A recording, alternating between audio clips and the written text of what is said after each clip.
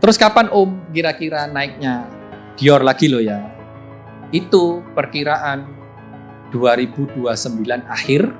2029 akhir. Lah, sampai berapanya? Ya. Itu kira-kira 3,5 juta sampai 6 juta. Halo, aku Arsa Maulana and welcome back to my podcast. Dan kali ini teman-teman pasti udah gak asing sama sekali sama narasumber yang aku undang, karena kemarin-kemarin juga aku undang dan sekarang aku undang lagi. Dan kali ini pembahasannya beda guys. Jadi aku pengen bahasnya itu tentang emang emas. Kemarin kan tentang mindset tentang investasi. Nah, sekarang mau bahas tentang emas. Selamat siang Om. Sehat Om? Sehat Om? ya? Alhamdulillah sehat. Ini aku undang lagi Om, Ya. apa Om ya? Yang kesekian kalinya ya? Iya, berarti ini. ketiga ini Om. Jadi kemarin mindset yang tentang umum, terus yang kedua tentang mindset kenapa kita harus investasi, Ya. terus yang sekarang sesuai bidangnya Om. Nanti Kenapa akan- kok emas gitu ya? Nah, emas itu gimana nanti? Nanti Ya. kita obrolin Om. Ya, siap. Kita langsung aja Om. Jadi di kondisi ekonomi yang saat ini Om melihatnya itu emas itu sebagai aset yang gimana? Sebagai pelaku usaha di bidang perhiasan juga. Dan mungkin sedikit diceritakan Om. Katanya dulu kan emas juga menopang dolar gitu Om ya? Ya, betul. Nah, mungkin dijelaskan gimana itu Om. Jadi begini Ananda Mas Arsa. Ya, ketemu lagi ya para listener podcastnya Mas Arsa, Ananda Mas Arsa. Iya. Goal is future. Artinya goal itu emas itu masa depan. Oke. Nah, jadi kalau Ananda Mas Arsa tadi tanya kepada Om Muklis mengenai sejarah emas, bisa saya ceritakan secara singkat sebelum ke pertanyaan-pertanyaan yang lain. Jadi emas ini semenjak sebelum Masehi sudah dipergunakan. Oke. Ya, maksudnya itu digunakan sebagai untuk trading, untuk barter, untuk menunjukkan kelas sosial seseorang. Bahkan di zaman kenabian ya. Dari zaman Nabi. Ya, zaman Nabi itu sudah disebut, kalau di Al-Quran itu disebut 9 kali.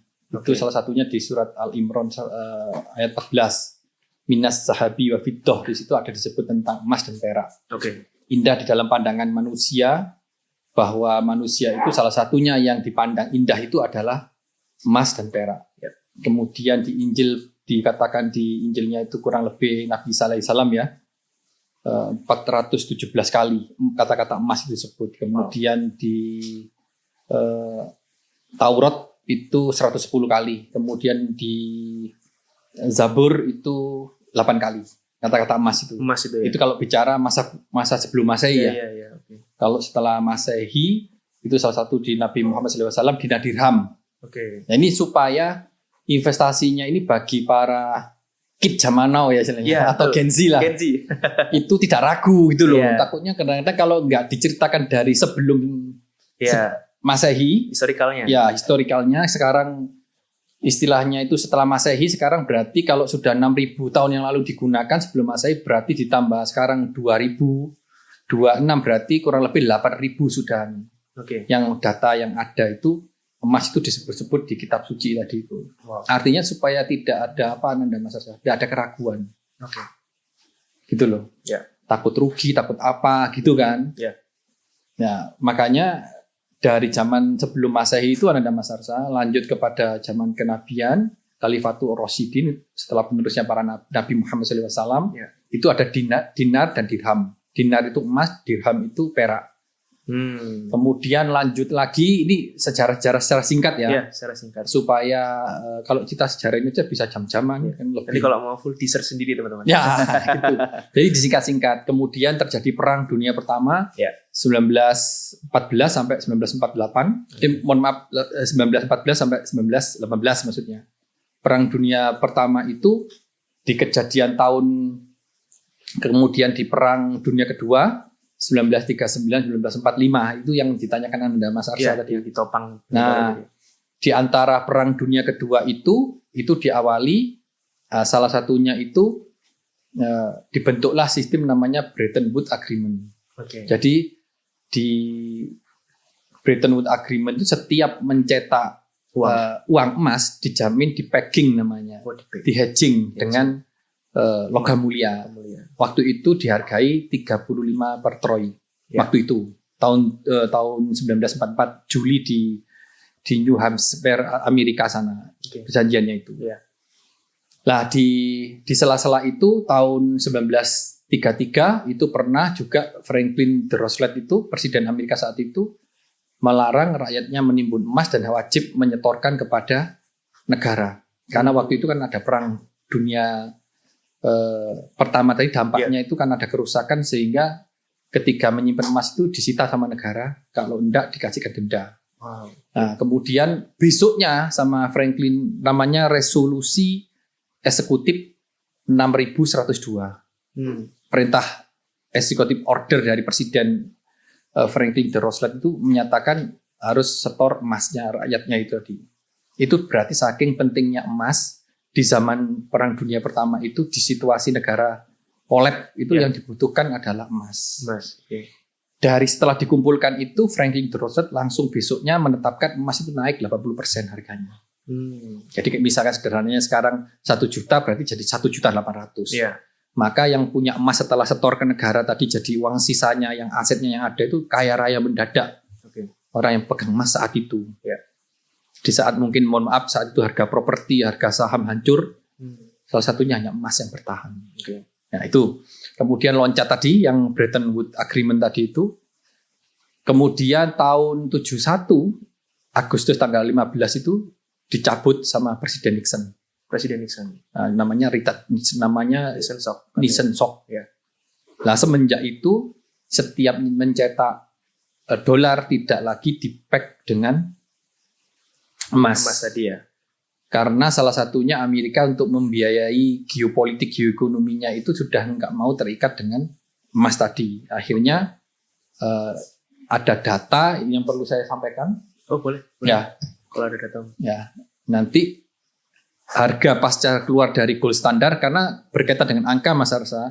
Anda Mas Arsa Muklis tidak mau menceritakannya itu nanti kalau lisan takut keliru. Makanya saya harus baca data. Jadi tahun 71 itu kalau sekarang 2026 itu sama dengan 55 tahun. Betul kan? Betul. Tahun 71 sampai 2026 55 tahun. Harga dolar terhadap rupiah saat itu sebelum Bretton Woods dicabut itu harga rupiahnya 350 perak. Oke. Nah, sekarang katakanlah per hari ini kebetulan ini saat saya bikin sama Muklis ini 17.500. Padahal hari ini dolar 18.000 hari ini. Betul. Today. Nah itu berarti kalau pakai waktu data dibikin Muklis seminggu yang lalu berkaitan persiapannya podcastnya Ananda Mas Arsa ini, berarti sama dengan 350 perak ke 17.500 itu sama dengan 50 kali masuknya. Ya kan? Atau kalau diprosentasekan sama dengan 5.000%. Wow. 5.000%. Ya. Itu untuk rupiahnya terhadap dolar. Rupiahnya 350, kemudian per hari ini dolar dia dengan 18.000. Kemudian troy on-nya waktu itu 35 per troy on sebelum keluar dari Bretton Woods. Per hari ini tadi kurang lebihnya 4.500. Artinya per hari ini kurang lebih ya. Kurang lebih naiknya 128 kali. Bukan persen loh ya. 128 kali. Kalau dibagi ke persen sama dengan 12.800%. Jadi kalau dikalikan dolar, dikalikan troy on, dibagi 31,1 satuan untuk menghitung mencari harga rupiahnya tadi. Tadi troy on tadi ya? Ya, troy on dikalikan dolar dibagi 31,1. Tahun 71 itu harga emas itu 1 gramnya kurang lebih 393 perak. Wow, sekarang berarti nggak ada 500 perak. Iya, sekarang berapa itu? Nah, sekarang hari ini kalau internasionalnya 2.550.000-an. Wah. Nah, itu kalau dihitung itu sama dengan naiknya dari 2.500.000 sekian tadi internasionalnya tadi ya, gold spot internasionalnya dibagi 393 perak itu sama dengan naiknya 6.400 kali. Kalau dibagi 100% berarti sama dengan 644.000 dibagi 55 tahun sama dengan 11.700 year on year. Year on year-nya. Berarti sama dengan katakanlah dari harga tahun 71 kurang lebihnya 393 perak, setiap tahunnya itu sampai tahun ini kalau diambil rata-ratanya year on year-nya itu sama dengan kenaikannya 11 kali. Berarti sama dengan 1.100% dari tahun 71. Ya, dari 71 sampai sekarang ya. Ya, hitungannya gitu. 11 kali dari harga 393 perak, dikali 11 naik lagi. Seperti itu. Kalau kita menghitungnya year on year, datanya seperti itu. Mungkin nanti datanya saya tunjukkan di video nanti, Om. Boleh Om ya. Boleh dengan senang hati. Jadi makanya kalau teman-teman belum invest emas, rugi berarti, Om. Oh ya, jelas. Dari mulai masih muda itu berarti rugi, Om. Karena kalau dilihat dari datanya dari year on year-nya, naiknya berapa kali tadi, Om? 11 kali. 11 kali ya. Wow. Dari tahun 71 ibaratnya kita megang saja salah satu kelebihannya emas kan kita tidak perlu merawat. Iya, betul. Ya, contohnya misalkan kita nyimpannya tahun 71 nenek moyang kita katakanlah gitu ya, atau itu termasuk bukan nenek moyang, itu pasti nenek lah. Nenek sih bisa itu. Menyimpan sama-sama menyimpan itu kan misalkan salah satu kelebihannya tidak perlu ngerawat. Iya. Iya kan, logam mulia itu. Tapi compoundingnya, keuntungan itu masuk di dalam fisiknya itu harganya. Dulu katakanlah sak gramnya 390 perak, katakanlah disimpan, tahun sekarang jadi 2,5 juta tadi, naiknya 11 kali tadi per tahunnya, year on year-nya. Nah, makanya kita kalau bisa ya menyimpan, apalagi kalau idle fund tadi, dana menganggur, lebih baik jangan ragu untuk simpan emas 10 tahun, 15 tahun, enggak ada salahnya. Karena kan salah satu emas itu kenapa kok harus jadi alat investasi tadi itu, samping ancient investment lah, dari zaman kuno, zaman sebelum Masehi sudah menjadi alat investasi. Makanya di situ pentingnya. Kalau dilihat dengan berita yang sekarang, dolar berapa? 18.000 ya? 18.000 per hari ini today. Apakah orang-orang ini masih, mungkin Om Muklis bisa menjelaskan, emas ini masih instrumen investasi yang aman nggak? Jadi begini, kalau bicara long term memang, kalau bicara harian memang emas itu naik turun. Itu membuat takut. Ya, tapi kalau kita ngelihatnya dekade itu 10 tahun. Harga emas itu seperti ini, lurus seperti ini grafiknya itu. Berarti kalau ditarik garis gitu ya? Ya, tarik garis gitu. Dari katakanlah dari tahun 70 tadi, 71 tadi ke 2026 ya begini. Iya.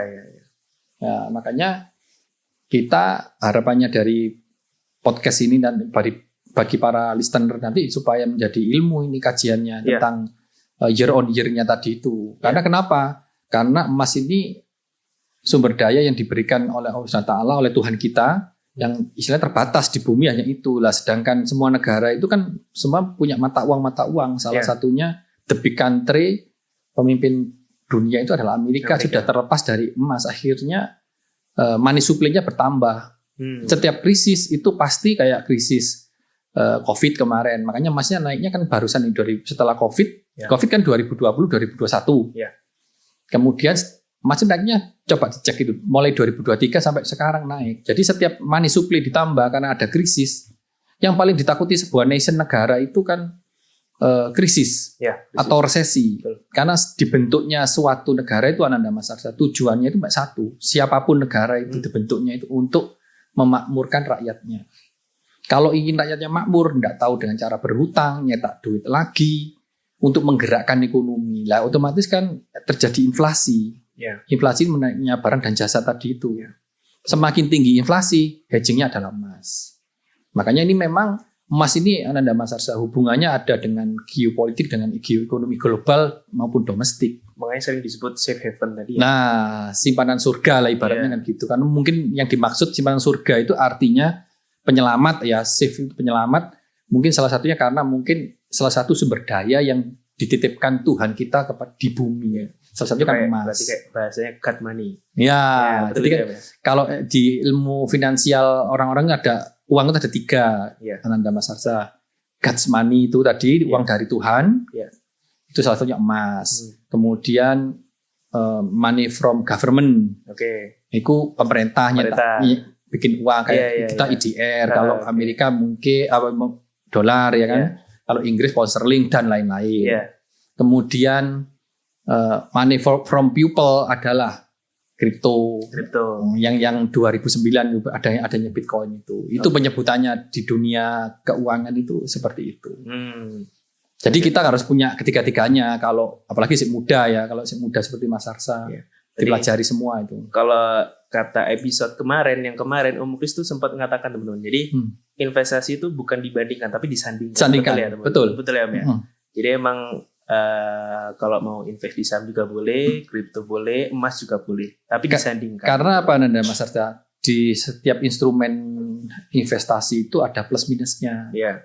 Plus yang satu menopang minus yang satu, minus yang satu menopang plus yang satu. Oke. Sehingga literasi kita itu bagaimana di podcast sebelumnya itu supaya menjadi well literation tadi yang sangat-sangat paham, sangat positif negatifnya itu sangat paham gitu. Iya.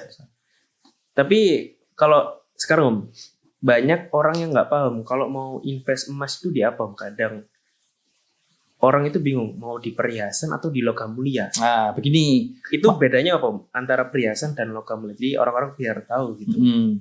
Jadi begini Anda Mas Arsa, kalau investasi salah satunya yang terbaik saran Om Kris adalah di emas. Emas itu ada dua, emas murni, bullion bar, sama perhiasan.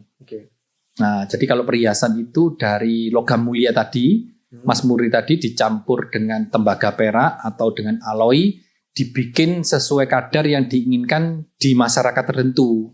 Jadi ada antar kota kadang-kadang beda-beda kalau di Indonesia atau tiap country juga beda-beda kayak di Arab Saudi itu yang biasa 916, 95 dan 24 karat nggak ada emas muda itu. Tiap kota sendiri-sendiri berdasarkan mungkin geografisnya dan daya beli ya. Berarti emang kadar muda, kadar tua itu emang sama ya Om, betul ya? Sama dari logam mulianya. Emasnya di dalamnya. Iya betul, ditambahi tembaga perak tadi itu. Iya. Jadi kalau tujuannya pure profit oriented, tujuannya cari untung, memang yang di kepalanya itu badi gitu ya. Untung, profit.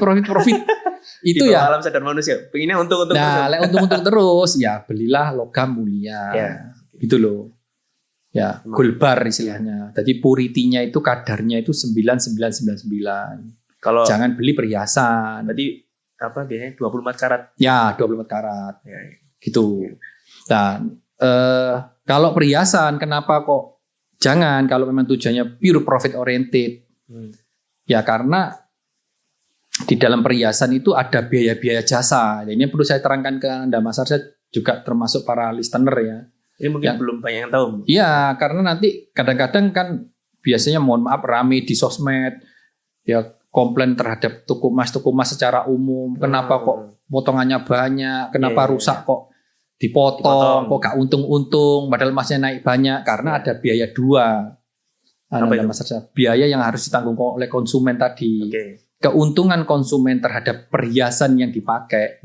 Jadi kita definisikan dulu perhiasan itu adalah barang yang melekat pada tubuh kita yang mempunyai nilai keindahan untuk memperindah, membuat handsome seseorang dan cantik, beauty ya. Beauty. Nah, jadi emang untuk berhias. Iya, gitu loh. Lah, namanya perhiasan dari kata hiasan, hias. Tuh, berarti ada sesuatu yang ditambahkan di situ. Apa yang ditambahkan di dalam perhiasan? Salah satunya adalah permata, enamel, cat-cat. Kan bisa ada cat-cat itu. Kemudian ada pir-pir tertentu. Untuk bagian tertentu itu harus pakai pir supaya bisa untuk buka tutupnya itu. Ya, kalau sudah terjadi perubahan bentuk, utility of shape dari bahan logam mulia ke perhiasan, jasanya tadi dua tadi itu. Jasa dari pabrik. Jasa dari pabrik itu apa saja? Om, saya tanya gitu. Lah pabrik kan butuh lahan. Lahannya pabrik emas nggak mungkin cuma 100 meter kayak di ruko gitu. Pasti sayangnya ribuan. Ya kan 1.000, 2.000, 5.000, 1 hektar. Belum lagi mesin-mesinnya itu mahal gak Om ya? Ya kan teknologinya dulu kan dua Nanda Mas Arsa. Kalau dulu itu masih teknologinya manual, handmade. Handmade ya Sehingga sehingga jasanya lebih kecil karena handmade. Biaya jasanya handmade itu lebih murah. Nah kalau sudah manufacturing itu industrinya itu baru ada tahun 90-an ke atas. Nah, 90 ke bawah masih cenderung handmade.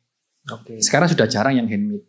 Nah, cuma dengan manufacturing tadi itu proses dari bahan mentah jadi bahan jadi Ya. menggunakan mesin yang canggih, otomatisasi dan teknologi yang tinggi. Lah itu kan mesinnya nggak murah, mohon maaf, mesinnya itu puluhan ratusan miliaran mesinnya emas itu. Iya.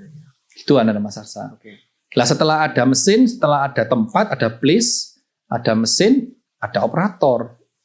Lah operatornya itu kan salah satunya SDM tadi itu untuk bikin barang itu kan. Bagaimana kalau perusahaan-perusahaan yang sudah terbuka PT CV itu kan harus mengikuti UMR dan sebagainya. Termasuk nanti belum biaya-biaya yang lain. Ya listriknya juga ratusan ribu kebutuhannya itu. Sehingga biaya-biaya itu yang membuat perhiasan itu mahal. Nah, ini harus diketahui para listener ini supaya teredukasi ya. Kita naikkan dari levelnya less literation atau not literation menjadi bisa itu well literation tadi itu. Jadi kalau memang pilihannya perhiasan itu ada faktor 2 tadi, di samping keduanya investasi, yang pertama itu ada biaya tadi yang harus ditanggung tadi itu. Jadi tidak bisa semudah cepat untung. Keuntungannya tadi harus bisa melewati jasa pabrik, plus belum pajaknya, penyusutan dan lain-lain. Iya kan? Kan ada pajaknya itu, pajak produksi, PPH, PPN dan sebagainya. Kemudian pabrik ini kan memproduksi Mas Arsa. Itu kan Anda Mas Arsa. Produksi kan tidak semua pabrik punya toko emas. Betul kan? Mereka butuh berpartner dengan siapa? Toko emas. Bisa lewat distributor atau langsung ke direct. Ke retail ya? Ke retail langsung ke toko emas maksudnya. Iya kan? Lah baik di distributor atau di toko emas kan juga ada biaya operasional juga. Ada juga pasti itu. Ya, contohnya kayak toko emas ya. Kan ada Mas Arsa juga orang tuanya di toko emas toh. Kan butuh tempat, place ya. Betul. Iya kan nggak mungkin digelar biasa di pinggir jalan gitu ya langsung dirampok. Nah iya kan? Itu ada biayanya, betul nggak? Biaya sewa lah minimal atau beli, betul kan? Yang kedua setelah ada tempatnya Mas Arsa butuh etalase timbangan, bener nggak? Betul. Nah sekarang kalau ada tempatnya terus nggak ada etalasenya kan nggak bisa lah. Etalase itu ada penyusutannya juga.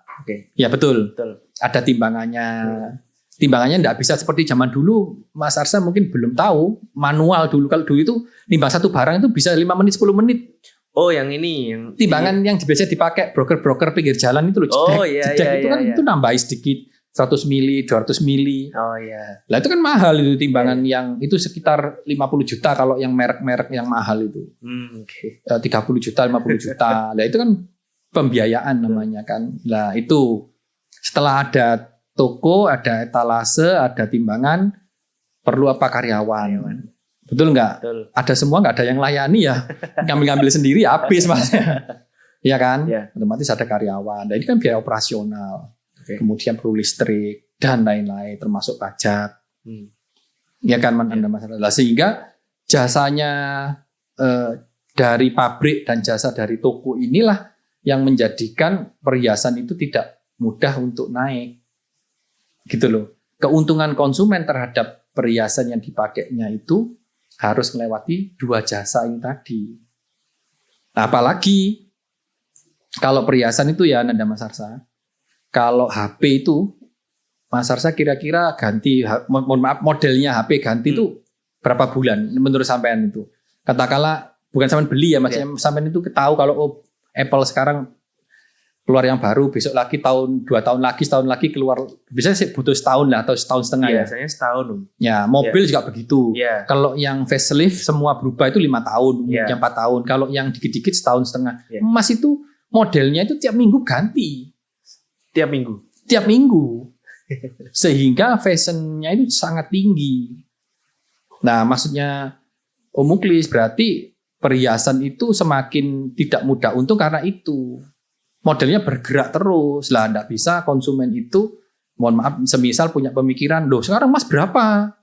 Karena kan 2026 dia pembeliannya 2010, minta dibeli 2026, enggak bisa karena modelnya ini sudah tertinggal. Iya kan? Kalau memang tidak orientasinya ke model, kepingin pure profit oriented tadi yang dipikirnya untung terus. Jadi logam mulia. Jadi literasinya harus dinaikkan di poin seperti ini supaya ngerti. Jadi emang beda ya. Makanya kalau perhiasan itu rusak-rusak, Ya. kenapa kok dipotong, kok ini, kok dihitung leburan? Ya karena kan Mas Arsa semisal nih beli di tokonya Om Muklis. Ya. Kira-kira cari yang mulus apa cari yang rusak? Oh pasti yang mulus dong. Ya kalau lah sampai lolos katakanlah kebetulan di dasar ada yang nggak tahu, kita ada yang cacat, ternyata sepulang dari beli di tokonya Om Muklis misalkan ya para Ya. listener atau Mas Arsa tahu dikembalikan nggak ditukar? Ditukar pasti. Nah, otomatis sama seperti itu ketika Mas Arsa semisal atau para pelanggan itu beli di toko emas, barangnya rusak, pasti dihitung lebur. Oke. Kalau istilahnya nggak dihitung lebur, nanti di dasar pasti nggak laku. Orang itu pasti kan cari yang mulus. Karena udah catat tadi ya. Iya. Udah rusak. Di samping perputaran model, Ya. kalau rusak, ya perputaran model tadi kan karena modelnya tertinggal. Walaupun modelnya perputaran modelnya masih maksudnya modelnya masih nggak rusak barangnya. Kalau sudah agak lama gitu 5 tahun ke atas cenderung dilebur karena untuk mengikuti model. Karena tadi Gitu loh. model tadi katanya Muklis setiap minggu. Ya. Mingguan itu udah berapa ratus model. Nah itu ya? makanya kalau perhiasan 2 kelebihannya dibuat fashion, Oke. 2 investasi. Hmm. Nah makanya nggak boleh dibuat nomor 1 dianggap investasi, keliru karena ada biaya-biaya yang harus ditanggung. Tadi itu jasanya melewati jasa pabrik dan jasa distributor atau jasa toko. Ya. Begitu loh sampai barang itu ke end user. Itu kan. Nggak mungkin kita beli logam mulia tapi kita buat kalung kan nggak mungkin dong ya. Nah kalau logam mulia tidak bisa dipakai. Iya, Gitu iya, loh. iya, iya. Kekurangannya di situ, perhiasan bisa dipakai. Lah untuk gaya ini, wah misalkan kita untuk gaya untuk gini kan, lah itu yang harus dinilai. Tapi kalau gitu loh. beli sepatu atau beli perhiasan dong? Ya beli perhiasan karena memang ada nilai investasinya Oke. di situ. Iya, iya, iya. Kalau istilahnya untuk pure profit orientednya enggak, tapi di investasinya kena, dia masih nanti asal bisa melewati tadi itu. Dari pembeliannya dia sudah naiknya sudah berkali-kali lah, itu baru untung. Biasanya seperti itu. Oke. Soalnya emang jarang Ya. orang tahu tentang ilmu yang kayak gini ya, Mm-mm. bedanya logam mulia sama perhiasan. Nanti coba dicek ke orang tuanya Ananda Mas Arsa atau teman-teman yang bergerak di bidang perhiasan. Itu kalau perhiasan itu kalau kita ambil dari pabrik, suatu ketika direturkan untuk gampangannya sudah yang second itu ya, maksudnya Iya. barang sudah dibeli konsumen dikembalikan itu dipotong per mata. Coba dicek semua pabrik. Kan di Google di search itu kan ada pabrik besar yang TBK atau yang sudah besar-besar itu coba aja ditanyakan. Jadi menurut memang ada oknum ya toko emas yang nakal itu ada mungkin ya. Iya. Tapi secara umum itu karena kenapa kok ketika beli dihitung per mata, ketika balik itu kadang-kadang tidak dihitung per mata karena tadi yang memang kalau ada kenaikan itu yang emasnya nggak dihitung. Tapi kalau masih pembeliannya mahal dipotong sesuai surat. Biasanya begitu. Dari surat cuma 5%, 7% atau sekian ribu, sekian puluh ribu tanpa potong per mata. Sebetulnya para toko emas di Indonesia itu saya amati Ananda Mas Arsa ya. Gimana Sudah yang terbaik menurut Om Muklis itu caranya istilahnya itu sayang pelanggannya lah rata-rata itu. Bahkan persaingannya cenderung red ocean, pertarungannya itu berdarah-darah di situ. Maksudnya itu kalau terjadi pertarungan antar toko emas itu pelaku usaha ya, Iya. yang untungnya sudah konsumen. Nah, konsumen di Indonesia itu istilahnya konsumen perhiasan itu sangat menguntungkan. Kalau dibanding kayak di Malaysia, luar negeri, di sana aspek negara itu betul-betul potongannya tinggi di sana itu dan Oh, lebih seragam. tinggi di sana ya? 25%, 30%. Kalau di sini rata-rata berarti Ya di sini kan 10%. iya tergantung. 10% gitu ya? Tergantung. Gantung ya. Tergantung kalau toko emas itu kan macam-macam, ada 3, ada yang memang mengambil barangnya pure, barangnya baru terus Ya. sehingga itu potongannya nggak bisa murah karena barangnya kan new Ya. model terus always. Ya. Mengikuti Kemudian model. ada yang kombinasi ngambil baru sambil juga second. Oke. Ada juga yang ketiga itu toko emas itu teorinya itu tidak mau mengambil yang baru terus, dia mengambilnya second dari langsung end user. Oh. Otomatis seperti ini bisa jual lebih murah, potongannya lebih murah. Iya, iya, iya. Ya semua intinya itu sayang lah sama pelanggan di Indonesia, walaupun memang ada oknum ya. Jadi Iya. ini sekaligus kadang-kadang saya lihat di di tweets, Iya. di medsos itu toko emas itu ya karena nggak literasinya tentang perhiasan itu kok ruginya banyak, nggak ngotak dan sebagainya. Dan memang jasanya di situ. Oh, iya. Karena perhiasan kalau memang nggak kepingin rugi lebih baik. Jadi harus punya konsekuensi itu loh. Iya. Kalau memang memilih perhiasan, memang ada jasanya yang harus ditanggung. Gitu kan Anda Mas Arsa. Ya. Memang beda antara logam mulia sama perhiasan. Ya, makanya harus sudah tahu apa itu istilahnya mindsetnya harus dibenarkan dulu. Tapi kalau di masa sekarang Om, apa timingnya pas Om buat beli logam mulia kah atau perhiasan? Kalau secara timing ini Dior ya, do your research tentunya. Ini saat yang tepat karena emas itu di dalam sejarahnya itu paling turun adalah 20% dari ATH-nya. Jadi ATH itu all the time high. Katakanlah kemarin kalau tidak salah ya, nanti dicek lagi, umur kan lupa kadang-kadang. Saya cek di Januari 2026 itu kalau tidak salah tertingginya emas itu 3 juta. Sempat 3 juta. Sempat 3 juta. Ya. 3 juta. Berarti kalau dikalikan 20%, itu kurang lebihnya 550-an lah. Iya, iya. Dikurangi dari 3 juta tadi, berarti 2.400.000-an lah sekitar itu, atau 2.450.000 untuk kurs logam mulianya loh ya, biar enak. Patokannya kan logam mulianya toh. Lah berarti kalau sudah harga segitu itu merupakan harga terendahnya di sepanjang sejarah. Jadi kadang-kadang emas itu ketika dari ATH ada yang turunnya hanya 10%, setelah itu balik lagi lebih tinggi lagi gitu maksudnya. Terendahnya itu 20%. Nah kok kebetulan di tahun ini, maksudnya di bulan ini sudah rata-rata bulan 6 ini sampai bulan 5 kemarin sudah 20%. Oh udah turun berarti ini ya? Jadi kalau di sepanjang sejarahnya itu tidak pernah 20%. Kadang-kadang 12% sudah balik. ATH lagi, new ATH lagi gitu. Berarti ini sudah waktunya sebetulnya. Berarti, Om. Makanya Om Muklis ya belanja dikit-dikit lah. Gitu. Oh gitu. Sekarang tanggal berapa teman-teman? Ingat-ingat. Ini tanggal berapa? Tanggal 4. Tanggal 4. Nah ini udah turun. Pokoknya jangan sampai bulan-bulan nunggu akhirnya emas naik lagi. Saat yang paling tepat adalah saat punya duit. Nah itu betul. Walaupun turun kalau nggak ada duit gimana? Ya betul lah. Terus kapan Om kira-kira naiknya Dior lagi loh ya? Okay. Itu perkiraan 2029 akhir. 2029 akhir. Oke. Okay. Akhir itu berarti kuartal 4 ya. Kuartal 4 itu kan per kuartal bagi 4 bulan kalau tidak salah ya. Berarti itu apa itu? Oktober, November, Desember. Kuartal itu berapa nanti sampai cek ya. Pokoknya kuartal terakhir lah. Oktober, November, Desember antara itu. Tertingginya nanti di situ lagi. Sama prediksinya Om sampai berapa Om? Ya, sama kuartal 1 2030 antara itu. Okay. Berarti kuartal 1 berarti Januari, Februari, Maret. Oh, oke. Okay. Kan kuartal ada 3 bulan kalau tidak salah. Ya. Tolong dicek ya. Lah, sampai berapanya? Itu kira-kira 3,5 juta sampai 6 juta. Wow, jangan dibilang nanti hoax loh ini. Ini perkiraan prediksi kan. Melihat data Dior ya. Kalau long termnya bagaimana Om? Mumpung ingat ini. Nah, ini biar tahu para listener ini ya. Ini kayaknya belum ada di podcast manapun. Nah, ini istimewanya podcastnya Mas Arsa ini. Tapi jangan dianggap dukun dan sebagainya ya. Ahli nujum jangan. Karena ini melihat data tadi ya. Data, fakta. Bisa saya jelaskan nanti. Mau berapa jam? Saya jelaskan datanya kalau berarti nanti udah ngomong lagi. Iya, nggak apa-apa nanti kalau tentang isu-isu global atau kan memang harus dari sana, gitu, dari money supply. Kalau how high gold will go, seberapa tinggi emas itu akan perginya. Menurut Muklis, ya. Tapi Dior lagi loh ya. Nanti kalau saya dituntut, disclaimer lah istilahnya gitu ya kerennya. Ya. Nanti disclaimer gitu ya. Kalau sekarang klarifikasi di awal dulu. Kan melo untung melo dituntut ini. Gara-gara di podcastnya Ananda Mas Arsa. Nah, nanti seberapa tinggi itu emas pernah terjadi 2 kali. Akankah terulang ketiga kali? Nanti kita lihat. Tahun 30 saat terjadi Great Depression.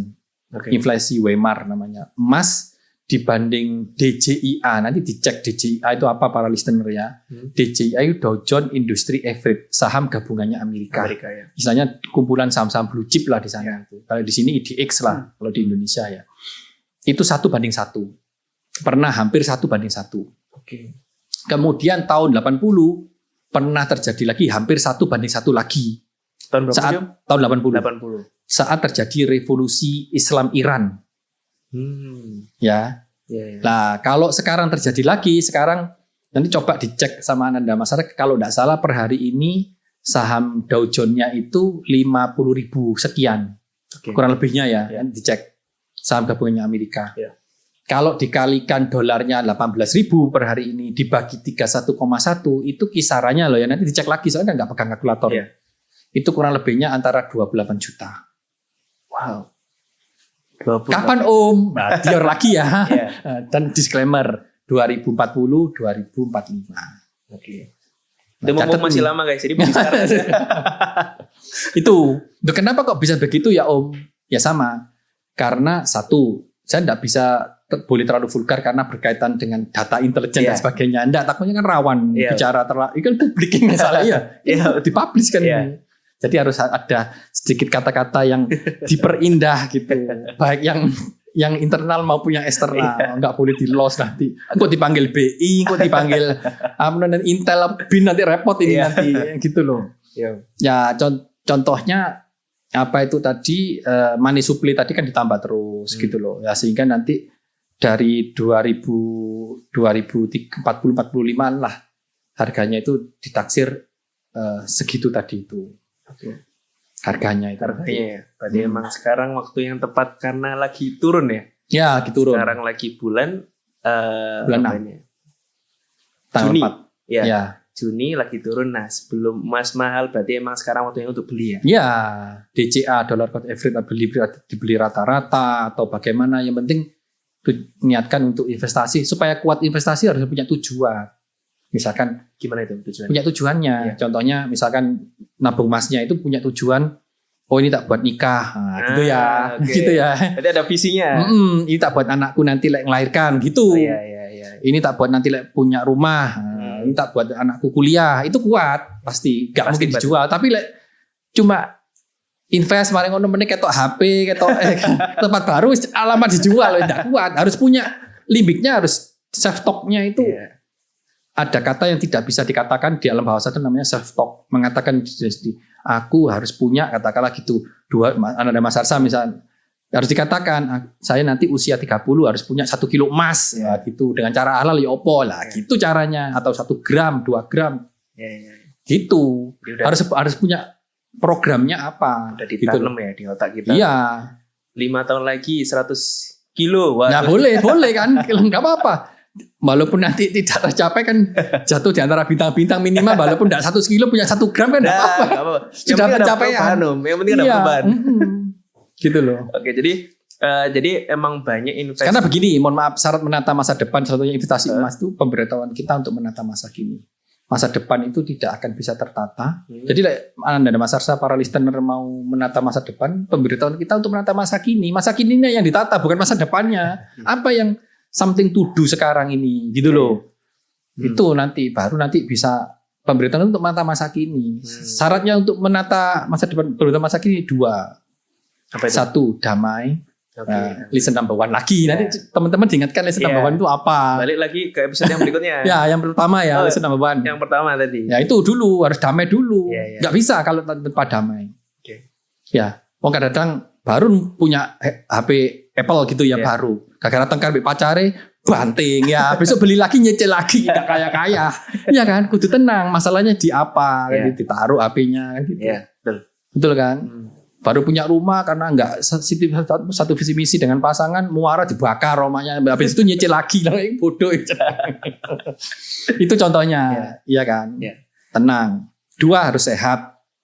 Wah ini sehat ini. Makanya jarang diperhatikan soalnya ini. Loh iya, makanya harus sibuk sehat. Bekerja tapi sampai lupa tidur kadang. Harus sehat. Harus sehat. Supaya simpenannya emasnya kalau bicara emas banyak. Gitu loh. Kalau nggak sehat, nggak kerja, emasnya nggak bisa nambah. Makanya Umuklis rajin, walaupun tadi kan lagi nge-gym waktu Ananda Mas Arsa ke sini. Oke. Itu. Jadi kalau dibandingkan antara ini emas, deposito, saham, itu gimana cara melihatnya? Invest di antara itu semua. Nah, jadi kalau disandingkan tetap ya. Oh ya, disandingkan. Bukan berarti lebih baik mana, menurut Umuklis harus disandingkan. Harus punya deposito, juga harus punya emas. Kalau berdasarkan data untuk supaya kita by data ya kan ya. Solum secundum dataset veritas. Umuklis pakai analisa seperti itu. Jadi berbicara itu harus pakai data dan fakta. Nah, karena data saya juga harus ngerepek gitu loh. Oh, boleh. Nanti bahaya. Ada data lagi. Iya, bahaya kan. Nah, jadi saya kasih ilustrasi saja ya. Boleh.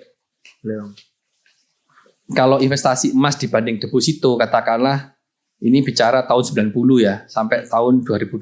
Berarti kan kurang lebih 36 tahun. Ya toh? uang 1 juta, 10 juta, 100 juta, 1 miliar. 1 juta itu kalau dikalikan bagi hasilnya di bank 7%, dikalikan 36 tahun itu 2.520 untuk yang 1 juta. Untuk yang 10 juta 25.200. Untuk yang 1 juta bagi hasilnya 252 juta. Untuk yang 1M bagi hasilnya 3M 500. Oke. A ditambah B, deposito ditambah tadi itu bagi hasilnya 3.520 untuk yang 1 juta, untuk yang 10 juta 35 juta, untuk yang 100 juta 352 juta, untuk yang 1 miliar 3 miliar 520. Kenaikannya sama dengan 3 kali lipat. 3 kali lipat ya? Ya, atau 350% dipersentasikan. Tinggal nanti 350% dibagi 26%, 26 tahun tadi berapa persen. Itu kalau di deposito. Ya, kalau deposito. Ya, tapi tetap harus deposito. Kalau enggak saya dimarahi orang bank ini nanti. Ya dipanggil BI repot ini nanti. Diratakan semuanya. Iya, makanya disandingkan. Kok di luar itu nggak ngomong apa itu beda lagi. Kalau di publish harus disandingkan. Ya. Nah, selanjutnya ini kemilo investasi emas dibanding deposito. Kalau 1 juta ya, waktu itu emas harganya 20 juta per kilo, itu dapatnya 20 gram. Itu tahun berapa? Tahun 90. Tahun 90. Makanya nanti ada hubungannya. Semakin besar dan dana semakin lama untuk menyimpan emas murni, maka semakin besar keuntungan yang akan didapat. Yang 10 juta dibagi 20 juta dapatnya 500 gram saat itu. Yang 100 juta dapatnya 5 kilo. Emas murni ya. Yang 1 miliar dapat 50 kilo. Itu kalau dikalikan harga hari ini 2,5 miliar untuk per kilonya, maka uang 1 juta tadi jadinya itu 50 juta. Ya, sama dengan 5.000% atau 50 kali. Kalau dikurangi dengan tadi di deposito cuma 3.500.000. Jadi selisihnya 46 juta. Oh, lumayan tuh selisihnya ya. 1 juta loh ya. Ya. Yang 10 juta tadi dihitung dengan cara yang sama, selisihnya 1.214.000.000. Oh, dengan ditabung deposito. Deposito ya. Bukan ditabung, di deposito. Ya. Ya kan? Nanti bisa dilihat sama Anda Mas Arsa. Ya. Kemudian yang 100 juta tadi itu Anda Mas Arsa, selisihnya jadi 12M. Wow. Selisihnya itu ya? Iya. Itu selisih atau apa itu? Selisih. Nah ya tadi 12M setengah dikurangi 352 juta. Tadi saya nggak salah denger ini. Selisih itu apa? Ya selisihnya. Sudah dikurangi kayak misalkan tadi bunga plus pokoknya tadi itu. Ya.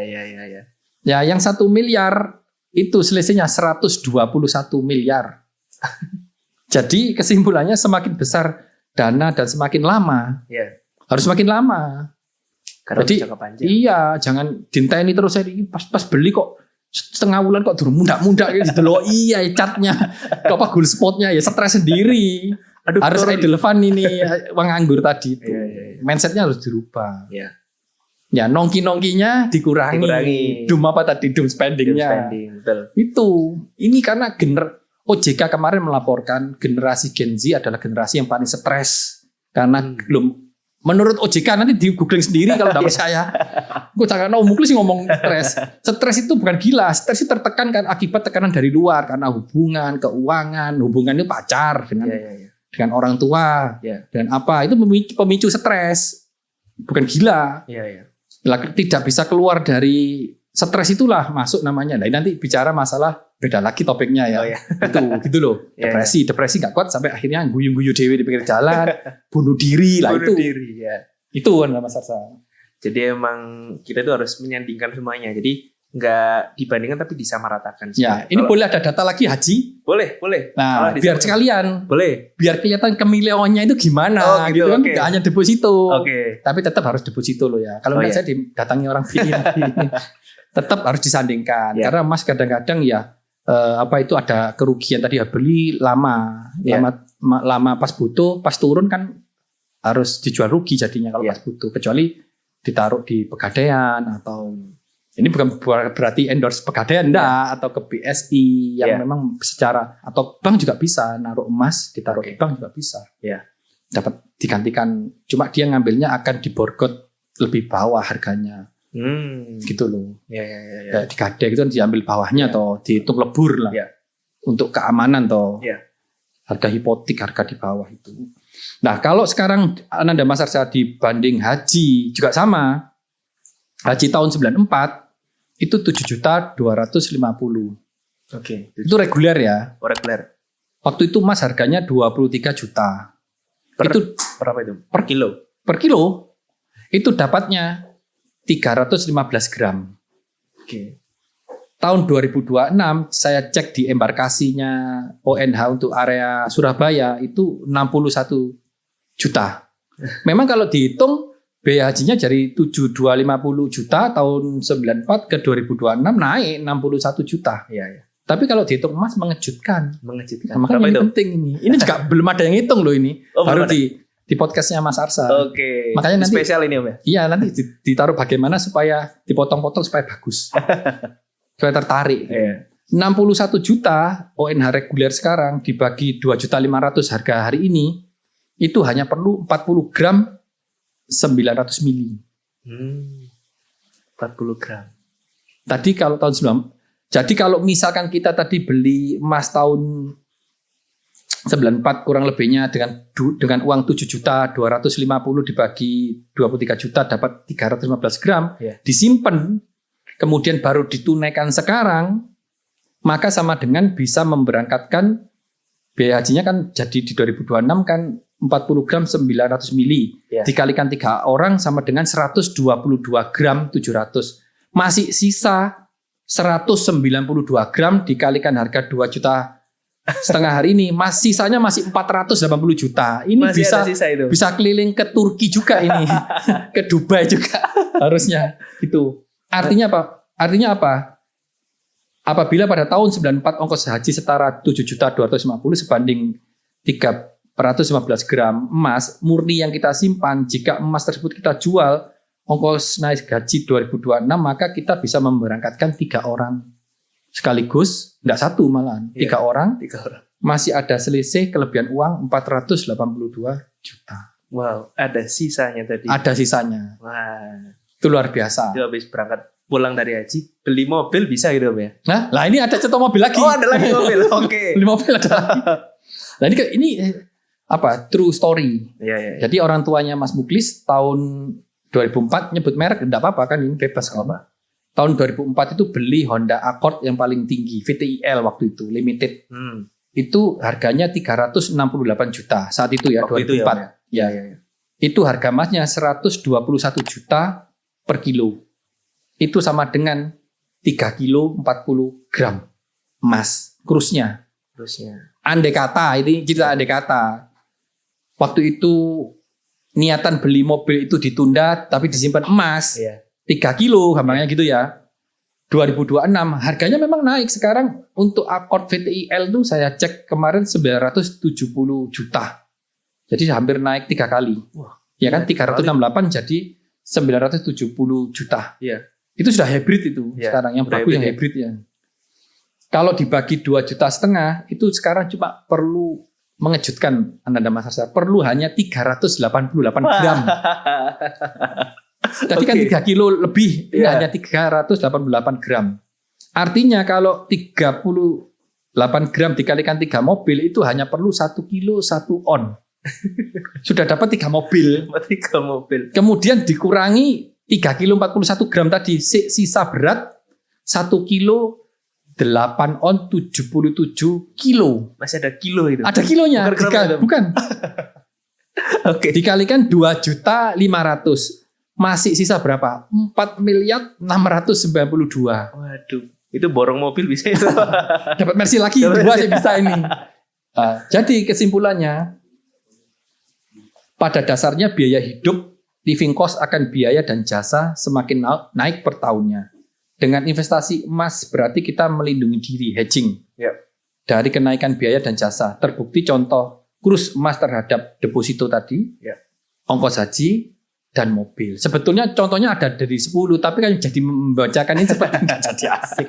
Mungkin itu aja. Itu cukup Om, sampai mulai dari aja. Ya, ada haji, ada mobil sudah cukup. Menunjukkan aurum, kemilaunya emas kan bahasa latinnya aurum emas itu. AU. Iya. Tapi kalau AU itu angkatan udara, jadi harganya di udara terus. Emang udara? Nggak pernah di darat, bukan AD. Tapi kalau ini Om, sekarang itu ada beli emas itu tapi menyicil Om. Nah itu termasuk apa itu? Fenomena bagus atau enggak Om? Ya enggak apa-apa daripada menyicil HP. Wah, ingat itu teman-teman, lebih baik menyicil emas. Iya, daripada nyicil tas, nyicil sepatu, ya nyicil ini. Kan enggak apa-apa. Tapi enggak apa-apa, itu berarti termasuk. Biar kita punya tanggung jawab Anda Mas Arsa. Iya. Merasanya kita tanpa terasa memang biasanya di situ ada bagi hasilnya juga kan, ada biaya bunganya juga kan. Iya. Tapi tanpa terasa kita kan menyisihkan untuk sesuatu yang nanti kita miliki. Iya. Berjalannya waktu emas ini menjadi pelindung kita tadi, hedging tadi itu. Oke. Ya. Kalau kita bukan berarti nanti tidak sepatuan dan sebagainya loh ya. Nanti yang seperti di podcast sebelumnya ya. Nanti begitu kita selesai kreditnya tadi dengan mencicil, harganya sudah tinggi. Bisa untuk penolong kita tadi ketika ada apa tuh bersiap yang terburuk selalu berharap yang terbaik itu. Yang sudah kita bahas di poin di podcast yang kedua sebelumnya itu. Kalau ini Om, kita kan biasa dengan melihat emas secara fisik. Nah sekarang kan ada emas digital itu. Nah itu kalau kadang ada orang tua, aku enak beli emas fisik lebih enak, lebih nyekel dewe, lebih megang sendiri gitu daripada emas digital yang kita cuma lihat angkanya aja. Nah itu gimana Om cara menyikapi? Itu tadi ada yang kelewat. Jadi kalau untuk digital namanya gold spot tadi, atau ikut di forex, foreign exchange namanya. Jadi kalau itu terutama harus pelajari juga Anda Mas Arsa. Walaupun Umuklis masih belum ke sana karena pegang emas fisik toh. Karena memang transaksinya jual beli fisik. Kalau kepingin spread jarak jual belinya rendah ya salah satunya forex itu. Jadi yang paling terbagus sebetulnya tinggal kita cari hedge apa istilahnya ya, manajer investasinya, sekuritisasi yang baik. Itu nomor satu yang cepat untung itu ya di forex itu. Karena kan selisih jual belinya kan rendah. Tinggal mencari istilahnya itu sekuritasnya yang bagus yang untuk menjamin jual belinya kita itu. Itu kelebihannya di situ karena memang nggak emas fisik. Lah kalau emas fisik kan yang kedua adalah emas fisik, logam mulia emas fisik. Itu kan perlu penyimpanan, ya perlu pencetakan, biaya pengiriman, semua kan ada cost-nya itu, ada biayanya. Itu yang membuat harganya istilahnya ada biaya-biaya tadi itu. Ya, itu pun masih terpecah lagi kalau yang logam mulia tadi ada yang lupa Mas. Logam mulia lebih kalau memang tujuannya untuk cepat untung lagi itu logam mulia yang cokim, yang lokal ya, yang dari scrap jewelry, dari perhiasan-perhiasan yang rusak. Setiap toko emas itu biasanya kan ada perhiasan rusak dimurnikan, itu namanya scrap jewelry. Perhiasan bekas yang rusak dimurnikan, itu lebih cepat untung karena tidak ada biaya cetak, biaya merek, brandnya itu lebih cepat untung. Karena spread jual belinya juga pendek, apa tipis. Tapi gitu kan loh. ada banyak ini Om, ada banyak brand Om ya.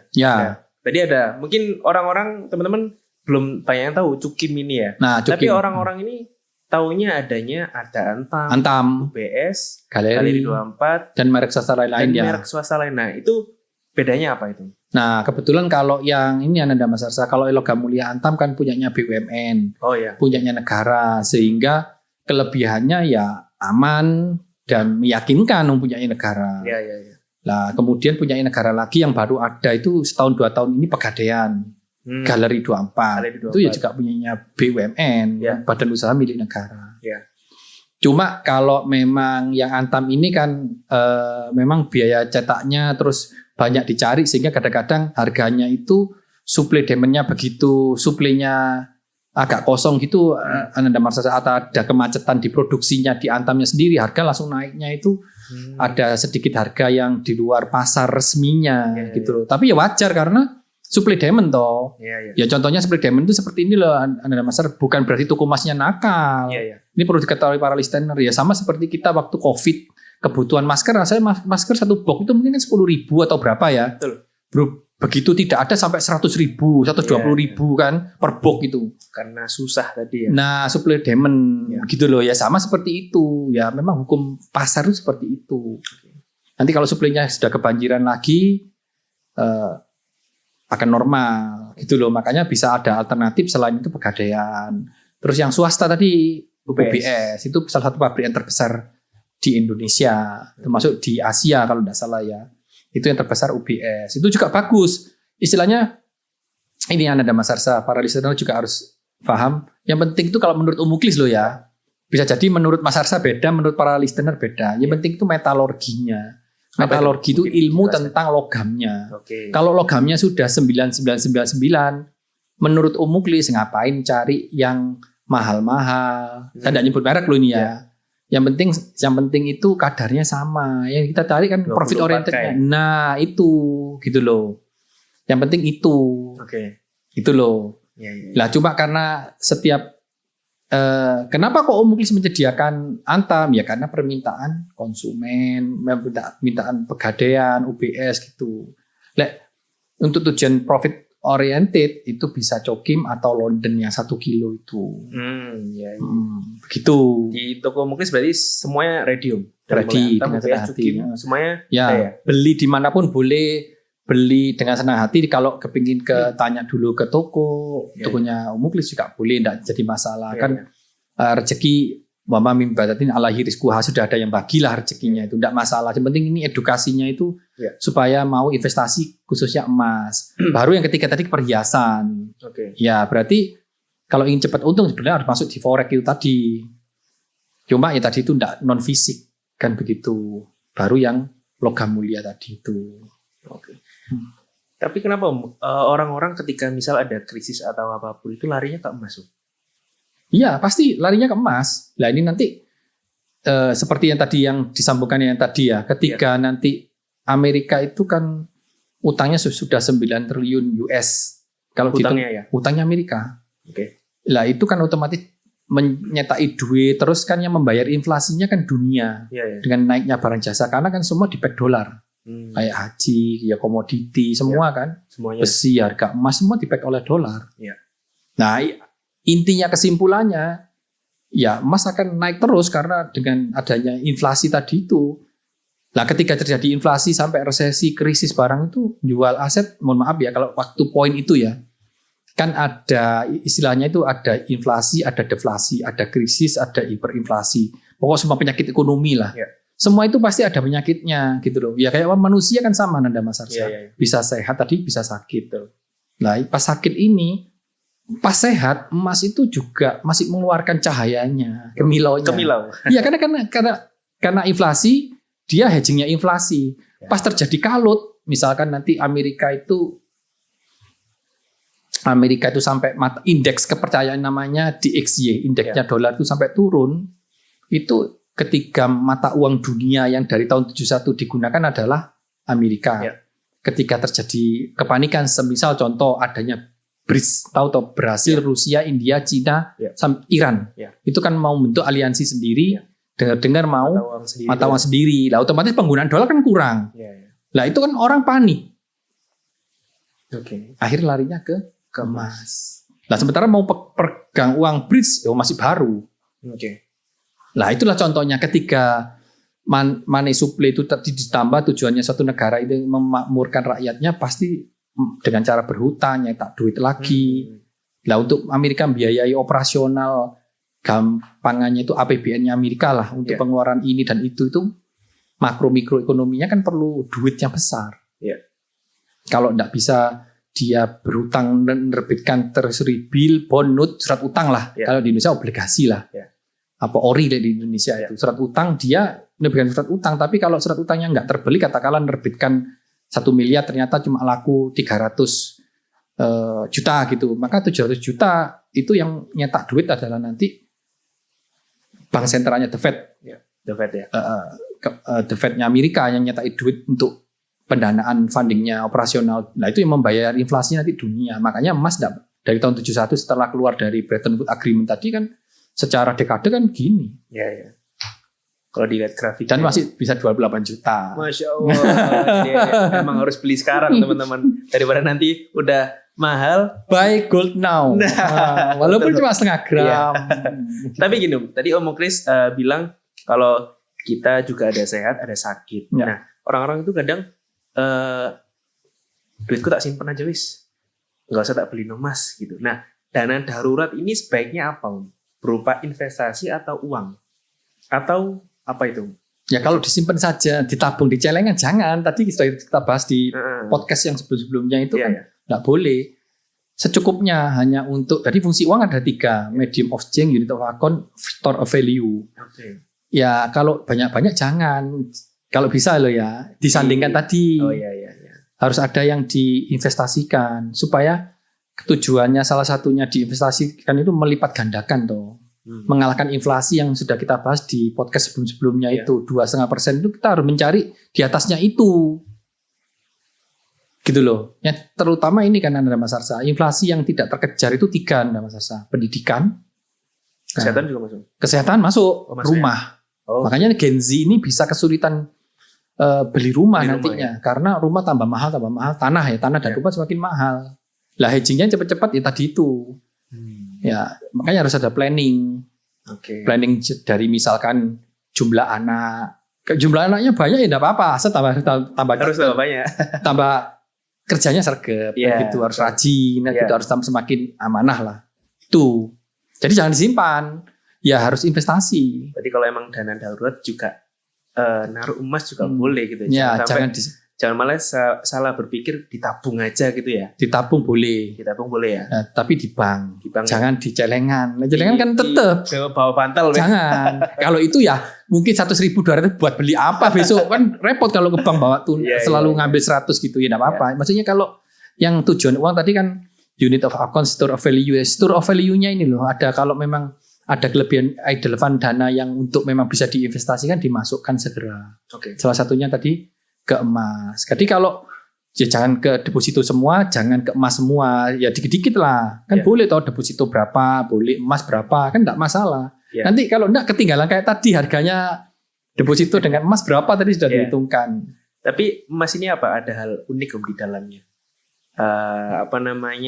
Yang bikin orang itu tertarik dari zaman dulu. Ya itu salah satunya kemurnian tadi itu, purity-nya 99. Terus warnanya kan tidak bisa oksidasi. Maksudnya ditaruh pun semua kena air tidak apa-apa, kena kelembapan udara. Kalau tembaga kan kena bisa patinasi namanya, itu kayak istilahnya itu moro warnanya hijau. Kalau masih murni kan enggak. Lah itu kilonya itu yang bikin wah. Jadi emang kalau mau berkilau beli emas. Nah, beli emas gitu loh. Iya. Jadi emang kalau kita mau maupun nyimpen dana darurat, kita usahakan investasi ya di emas boleh, di saham boleh. Ya. Jadi kita itu harus jangan ditinggal emasnya. Oh ya. Ya, semua boleh. Karena dari tadi emas itu sebagai aset safe haven ya. Ya, karena reksadana, obligasi, deposito menurut Om Mukli setelah Bretton Woods Agreement keluar itu, dari Bretton Woods Agreement masih kalah laju inflasinya, profitnya itu dengan emas. Tapi tetap harus punya deposito, harus punya obligasi. Lagi mempromosikan kan, biar gitu tetap disandingkan. Tapi kalau anak muda nanti jawaban aslinya di luar podcast. Tapi kalau anak muda seringkali itu salahnya apa Om? Kalau mau beli emas itu apa, ragu atau apa biasanya? Kalau Om tahu pelanggan-pelanggannya Om itu? Oh ya banyak, Gen Z terutama. Gen Z ya. Ya itu tadi, dom spendingnya itu. Dom spending lagi ya. Lebih asik, gak usah memantau emas. Paling asik kuliner kemana, wisata kemana gitu loh. Harusnya seperti Om Muklis ini yang mendekati 50 ini harus wisata sering. Sudah kerja mulai kecil. Itu. Terus kedua takut rugi. Nah iya, takut rugi itu sering banget Om. Iya. Orang mau investasi maupun di saham kripto, nanti rugiku banyak. Terus itu lagi grafiknya naik turunnya pusing kadang orang-orang. Iya, padahal semua orang investasi itu keluar dari rasa takut. Disebut pemberani akhirnya. Sebetulnya dari awal juga ada rasa takut, kok dimudun enggak, sama seperti Om Muklis besok beli ini ada enggak ya. Tapi bismillah beli kan gitu. Yang penting kita udah belajar dulu. Ya, yang ketiga itu dari mana uangnya? Karena enggak kepikirnya dari situ, kenapa enggak investasi? Tadi sudah ada solusinya di podcast sebelumnya masalah akhlak ya kalau salah ya. Ya itu lesson number 1-nya itu supaya sama Allah Ta'ala diberikan jalan. Kalau jalan itu buntu, diberikan jalan baru yang enggak disangka-sangka. Caranya kalau enggak punya skill, kemampuan, segera ikut ke usaha ya manapun, segera masuk biar nanti teredukasi, ketemu orang itu bagaimana, ngelola produk bagaimana, gitu loh, supaya nambah. Nanti dari situ punya ide-ide. Jangan apatis, waduh gimana ya caranya ya gini. saya ini sengsara hidup saya gini-gini, wadah itu enggak dapat hidayah karena harus yakin Allah Taala kalau menciptakan perut, mulut ya seisinya gitu loh. Harus yakin. Asal kita menjemput rezekinya tadi itu sesuai yang diinginkan Tuhan kita Allah Taala. Jujur, kerja keras, disiplin, itu yang menghidupi sebetulnya. Gitu loh. Kalau di tokonya Om Muklis sendiri itu ada kadar mulai muda sampai tua ya Om? Itu biasanya kalau dilihat dengan ekonomi sekarang lebih banyak beli yang mana Om? Kalau yang di toko itu terutama yang Gen Z karena harga emas seperti ini cenderung emas muda. Kadar muda itu berapa Om? Kadar muda itu tahu. 30% sama 375%. Itu berarti 6 karat. Ya, berarti kalau 30% berarti 70%-nya bukan emas, ya. tembaga, perak atau aloi. Sederhananya gitu. Ya. Kalau 375 berarti emasnya hanya 375, sisanya tembaga, perak, aloi. Gitu campuran lain yang bukan emas. Makanya gitu ada loh. kadar, nama kadar ya, itulah yang lebih terjangkau. Soalnya kan ya bisa dimaklumi bukan berarti ini menyalahkan Gen Z. Mungkin daya tariknya ke nongki-nongki itu kan lebih besar. Akhirnya enggak apa-apa, yang penting punya lah. Tapi jangan ditinggalkan logam mulianya. Oke. Jadi yang penting kita itu tahu bedanya logam mulia dan perhiasan. Iya. Soalnya saya sering lihat itu di sosmed, bukan hanya di aplikasi yang tertentu aja. Di sosmed pokoknya orang itu kadang nggak tahu. Kadang beli perhiasan, matanya hilang satu, dibilang, aduh aku nggak mau beli di toko emas ini, rugi. Gitu. Oh, pengalaman pribadi ya? Ya. Nah itu makanya harus literasinya harus ditingkatkan Anda Mas Arsa. Karena kalau tadi ada biaya jasa tadi itu. Lah jasa untuk cantik, untuk itu kan ya sama lah seperti itu semua. Baju kain itu berapa begitu katakanlah dijahit dikasih merek jadi pelipet-lipet. Ya singkong itu katakanlah 1 kilonya 5.000. Begitu 1 kilo itu begitu dijadikan di merek dikasih ada jasa, ada di situ jadi keripik, jadi ya itu jasanya seperti itu. Itu yang harus diingat. Makanya kalau supaya yang rugi nggak banyak, secukupnya sarannya Om Muklis ya bisa terima secukupnya punya perhiasan, perbanyak di logam mulia. Secukupnya. Iya, gitu loh. Secukupnya perhiasan. Katalah jangan semua perhiasan ternyata nggak punya logam mulia, itu juga keliru. Tapi kalau ada kan emas ini Om, 24 karat. Iya, tapi kan kalau 24 karat Anda Mas Arsa gampang pesok. Lah kalau pesok kan itu otomatis karena sudah berubah bentuk. Utility of shape, akhirnya kan ada proses produksi itu. Kalau batangan itu kan mesinnya itu jeglek 1 jam bisa 1000 jeglek. Kalau yang perhiasan kan walaupun 24 karat kan masih perlu digambar, perlu disetting, perlu ditarik dengan mesin ini, mesin itu, mesin ini. Nah, itu yang bikin mahal. Begitu nanti 24 karat itu pesok, pecah, tetap hitung.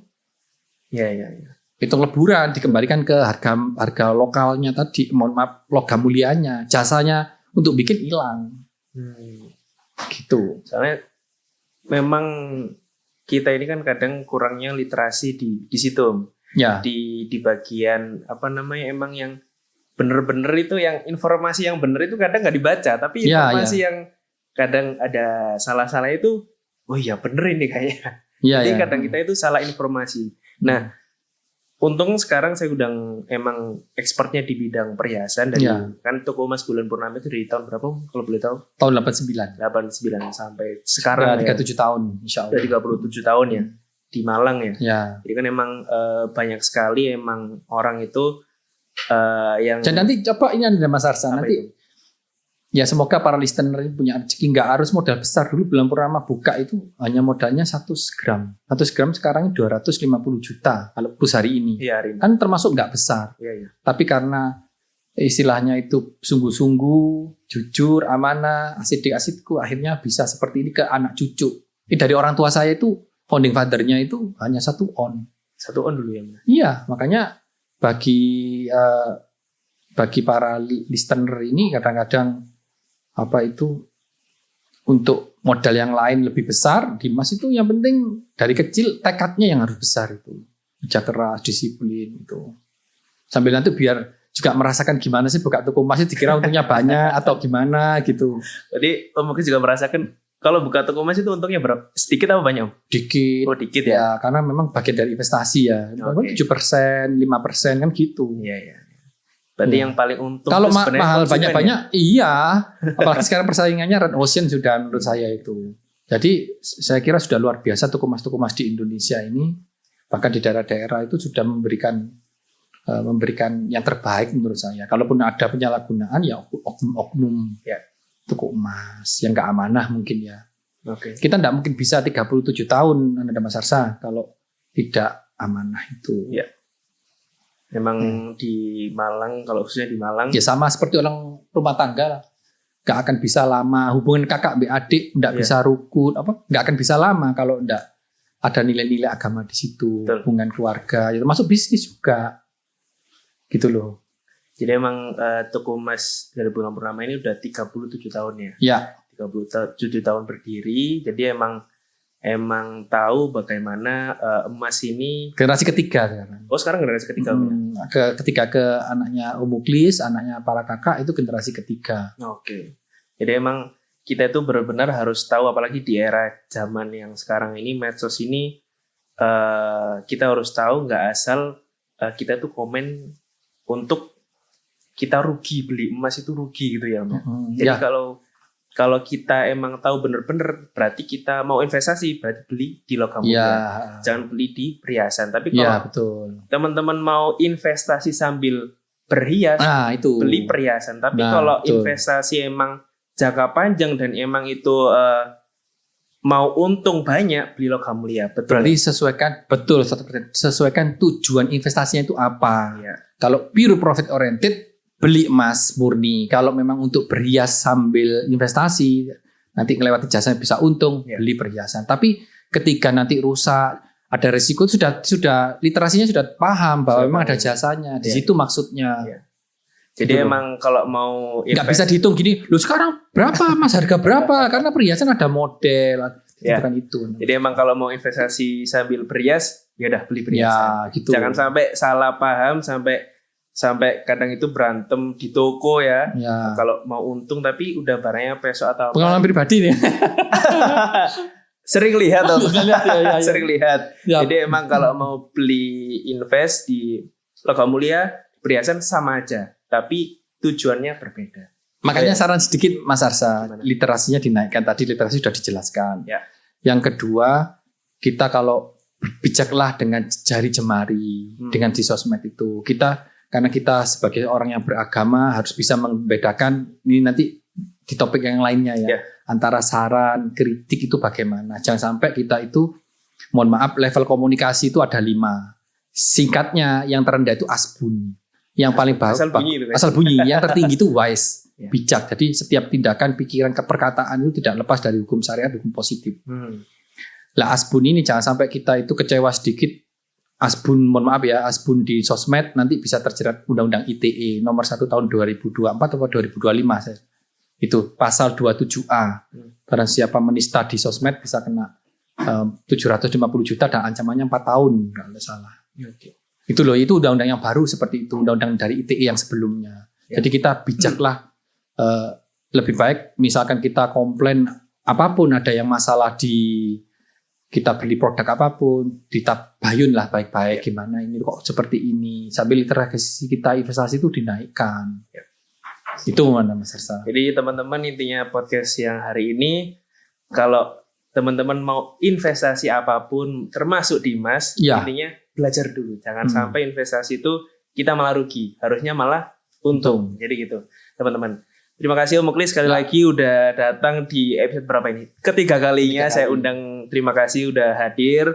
Dan teman-teman yang emang suka podcast tentang materi-materi kayak gini, subscribe, like, and share.